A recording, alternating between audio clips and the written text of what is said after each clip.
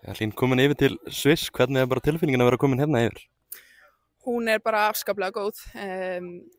Það eru frábærar aðstæður, ógeðslega góð stemning í hópnum líka og veðrið er gott, hótel okkar er rosalega flott, þannig að það er ekkert sem hægt er að kvarta yfir. Hvernig var einmitt bara að mæta í gær og sjá þetta hótel? Mjög gaman. Þetta er eiginlega bara eins og ykkur í bíómynd, sko. Þetta er sjúklega flott, við vorum reynda búin að sjá myndir af þessu, en það á eftir að fara vel okkur hérna. Er þetta flottar en á myndunum? Já, ætli það ekki. Það er svakalegt útsýni á hótelinu. Þú veist, útsýnið á hótelinu, er þetta bara eins og á okkur bara málverkið? Já, þetta er það, alveg klárlega. Við fórum og syndum aðeins í vatninu í gærkvöldi, það var ógeðslega næs. Svona þessi dagar í Serbíu, gerðu þeir liðinu gott? Já, klárlega. Við vorum svolítið svona í bara afmörkuðu og lokuðu umhverfi þar. Vorum bara að einbeita okkur á okkur sjálfum og að æfa vel. Undirbúa okkur fyrir leikinn föstudaginn og auðvitað vera saman sem hópur og það gerði okkur bara mjög gott og fengum góða frammistöðu á föstudaginn. Þannig að það er líka gott og gefur okkur sjálfstraust inn í þetta verkefni. Tóku líka sigur í leiknum, það lítur að vera svona mikilvægt, þá komið svona frekar langur tími án sigurs að taka sigur í sísta leiknum fyrir mót. Já, algjörlega. Ég myndi segja kannski fyrst og fremst þá var frammistaðan bara mjög jákvæð að mörgu leyti og það skilaði okkur sigri á móti góðu liði. Serbía er alls ekki lélegt lið, þannig að já, bara mjög margt jákvætt frá fyrstu deginum.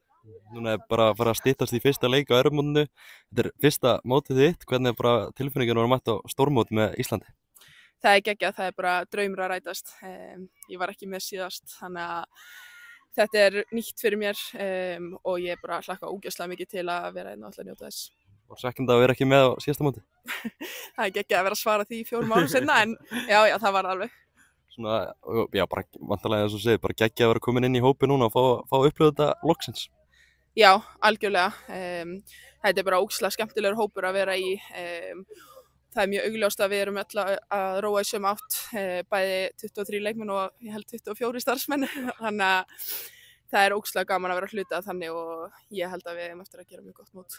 Það er með þess að segja að 24 starfsmenn í kringulega er rosalega vel haldið utanum þetta. Heldur betur. Við höfum það einstaklega gott við leikmennir.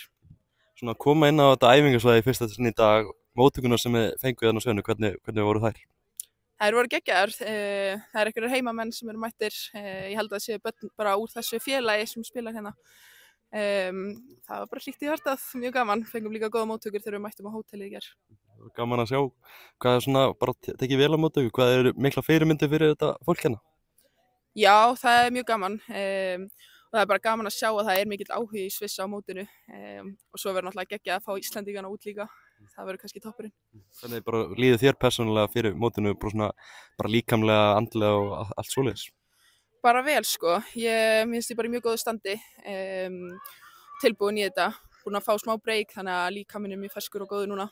Þannig já, ég hlakka bara ógeðslega mikið til og hef ekki trú á öðru en að ég geti spilað mjög vel. Síðustu mánuðið með Leicester verið góður?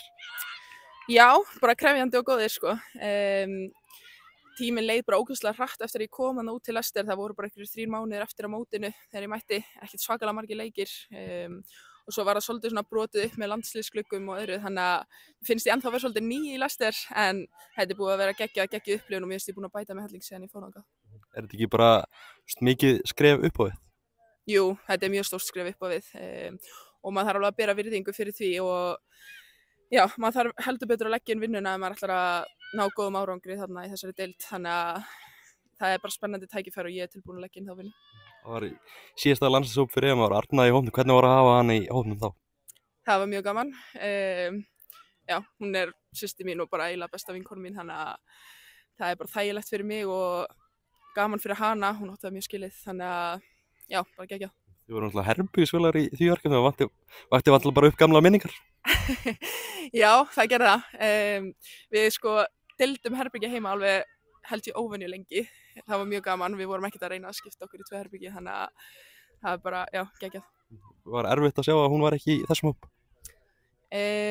Já, mér fannst það alveg erfitt en hún er ungan þá og það koma stórmót eftir þetta.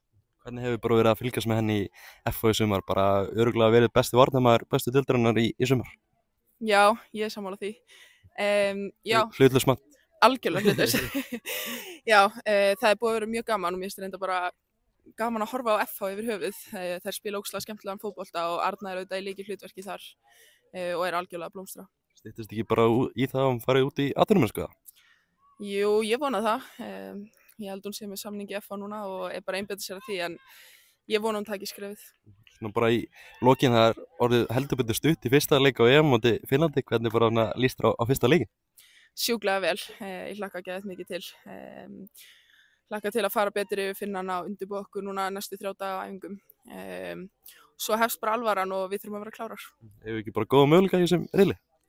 Jú, það held ég. Ég held að þetta sé bara ógeðslega jafn riðill. Við höfum spilað þessi lið öll áður. Það er ekkert svo langt síðan við spilum við Finna og síðan spilum við þetta við Noreg og Sviss bara núna í vetur. Þannig að já, ég held að við vitum alveg sirka hvar við stöndum gagnvart þessum liðum og við vitum að við þurfum toppframmistöður að við ætlum að vinna. En við vitum líka að við getum unnið þau. Takk fyrir að tala inn og gangi vel. Takk.